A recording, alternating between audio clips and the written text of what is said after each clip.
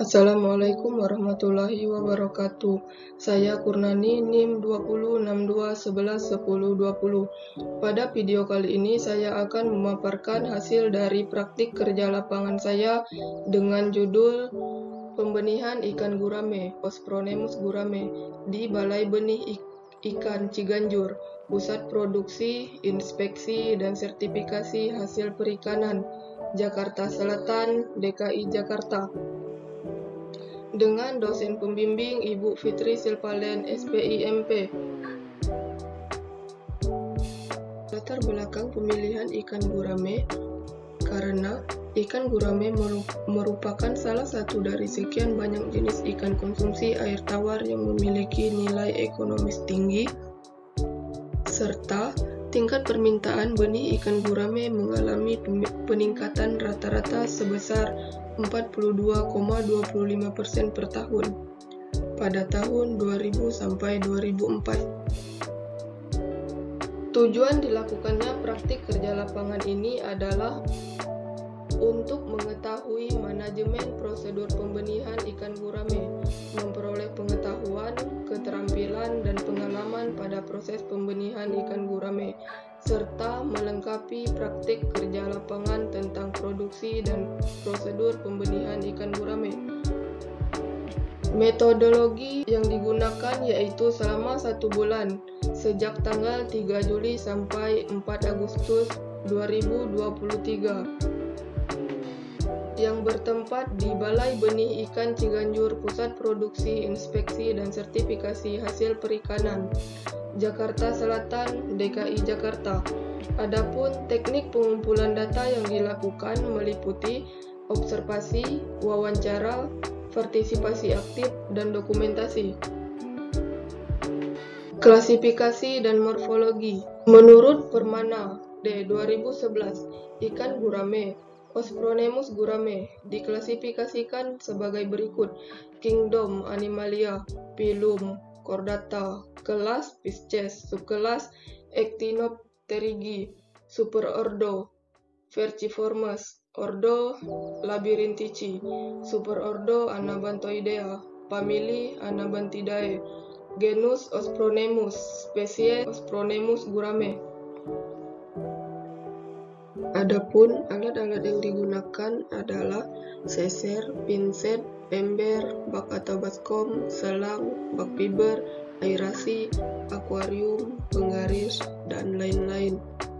Sedangkan bahan yang digunakan adalah air, pakan berbentuk tepung, pakan berbentuk pelet, daun sente, artemia, garam ikan, dan cacing sutra. Kemudian adalah prosedur pembenihan. Persiapan kolam pemijahan meliputi pengurasan air kolam, pembuangan sampah dan hama, perataan lumpur, dan pengisian air. Yang kedua adalah persiapan akuarium, penetasan telur, dan pemeliharaan larva, meliputi pembersihan seluruh permukaan akuarium, pengeringan, dan pengisian air. Yang ketiga adalah persiapan kolam pendederan, meliputi pengurasan air kolam, pembersihan sampah dan lumpur, pengeringan kolam, serta pengisian air dan pengendapan air. Selanjutnya adalah pemilihan induk ikan gurame. Induk jantan yang digunakan memiliki bobot 2,67 kg dengan panjang 50 cm dan lebar 19 cm.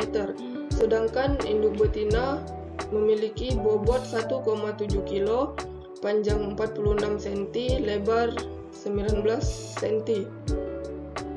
Ciri-ciri induk jantan dan betina. Bentuk dagu induk jantan tebal, induk betina biasa. Bentuk dahi induk jantan menonjol, induk betina datar. Bentuk perut induk jantan pipih dan ramping, sedangkan induk betina buncit. Lubang urogenital induk jantan meruncing, induk betina membulat. Ciri khusus: induk jantan memiliki warna putih di balik sirip dada, sedangkan induk betina memiliki warna hitam. Pemijahan. Pemijahan ikan gurame dilakukan secara alami dengan sistem massal yang dilakukan pada kolam beton berbentuk persegi panjang dengan dasar tanah atau lumpur dengan ukuran 10 x 5 x 1 meter. Sedangkan perbandingan antara induk jantan dan betina adalah 1:3 dengan 10 ekor induk gurame jantan dan 30 ekor induk gurame betina. Pemijahan ikan gurame menggunakan media sarang berupa ijuk dan karamba yang telah disuir dan dibersihkan dari kotoran dan ijuk yang tajam. Pada kolam pemijahan juga diberi tempat sarang berupa para-para berbentuk persegi panjang terbuat dari bambu atau kayu yang diletakkan mengambang di atas permukaan air di tengah kolam untuk memudahkan induk jantan membangun sarang. Selain itu, juga diberikan kerangka sarang atau sosok yang terbuat dari jerigen sebagai wadah peletakan sarang. Sosok diletakkan pada pinggir kolam sebanyak 6 buah dalam satu kolam pemijahan selama proses pemijahan. Induk ikan gurame diberi pakan alami berupa daun sente karena daun sente mengandung saponin, flavonoid, dan polifenol yang mampu meningkatkan daya tahan. Pemeriksaan sarang dan penetasan telur. Pemeriksaan sarang dilakukan setiap pagi hari. Sarang ikan gurame yang sudah berisi telur memiliki ciri-ciri terdapat banyak ijuk di dalam jerigen. Sarang sudah terbentuk sempurna dan tertutup rapat. Pada permukaan air sedikit berminyak dan berbau amis. Jika ciri-ciri tersebut sudah muncul, maka lakukan pengangkatan sarang sekaligus dengan jerigen. Lalu pindahkan sarang yang berisi telur ke dalam ember atau wadah yang sudah diisi dengan air kolam. Sarang yang sudah berisi telur dipindahkan ke dalam bak plastik dengan ukuran yang cukup besar dan diisi dengan air tandon. Pisahkan ijuk dari telur secara perlahan dan dimulai dari sarang bagian bawah bertujuan untuk mencegah terjadinya kerusakan pada telur. Jika telur masih melekat pada sarang, lakukan perendaman terlebih dahulu. Kemudian telur yang terdapat di permukaan air diambil menggunakan seser halus berukuran kecil dan dipindahkan ke dalam baskom hingga semua telur habis. Lalu, pisahkan antara telur yang terbuahi dan telur yang tidak terbuahi, mati atau rusak, di mana telur yang terbuahi memiliki warna kuning cerah, bening, atau transparan. Sedangkan telur yang mati atau rusak berwarna kusam atau kuning muda. Kemudian telur dipindahkan ke dalam akuarium dengan ukuran 110 cm dikali 50 cm yang sudah diisi air, di mana telur ikan gurame akan menetas dalam kurun waktu 36 sampai 40 jam. Pemeliharaan larva dilakukan sejak telur menetas dengan sempurna, yaitu 3-4 hari setelah pengambilan telur dari sarang. Larva diberi pakan Artemia pada umur 8-15 hari setelah menetas, sebanyak 2 kali sehari, yaitu pada pagi dan sore hari.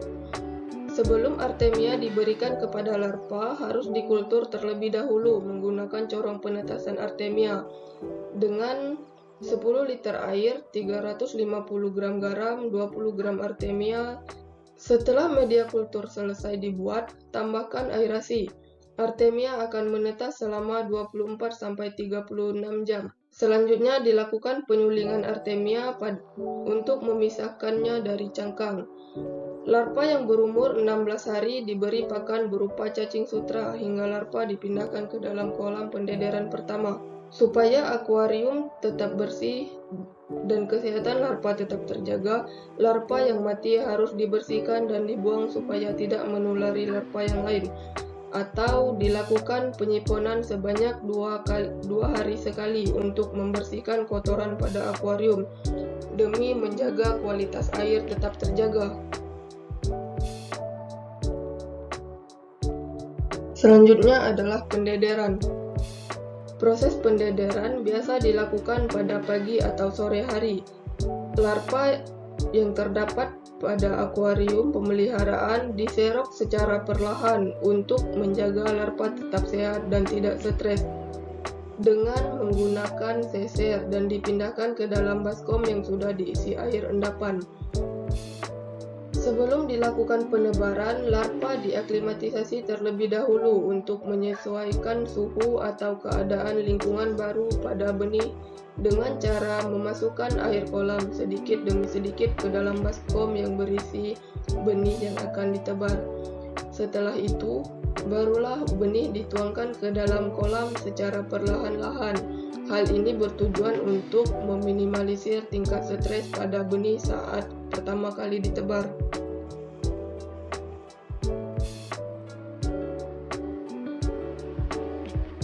Kualitas air. Pengukuran kualitas air dilakukan untuk menjaga kestabilan kualitas air tetap terjaga dan baik untuk pertumbuhan dan perkembangan ikan. Pengukuran kualitas air dilakukan sebanyak 1 kali dalam seminggu, yaitu pada pagi hari dengan menggunakan water quality checker. Parameter kualitas air yang diamati adalah suhu, pH, dan DO. Adapun kualitas air yang baik untuk pembenihan ikan gurame, pada kolam pemijahan suhu antara 25–30 derajat Celcius, pH 6,5–8, DO 3–6 mg per liter. Pada akuarium penetasan telur dan pemeliharaan larva, suhu 29–30 derajat Celcius, pH 6,5–8, DO 3–6 mg per liter. Pada kolam pendederan, suhu 25–30 derajat Celcius, pH 6,5–8,5, sedangkan DO 3–6 mg per liter. Hasil yang diperoleh selama kegiatan praktik kerja lapangan pada akuarium 8, total telur yang didapatkan sebanyak 2.355 butir dengan FR 99,10%, HR 99,25%, SR 67,02%. Sedangkan pada akuarium nomor 7, total telur yang didapatkan sebanyak 987 butir, FR 96,55%, HR 98,21%, SR 93,90%.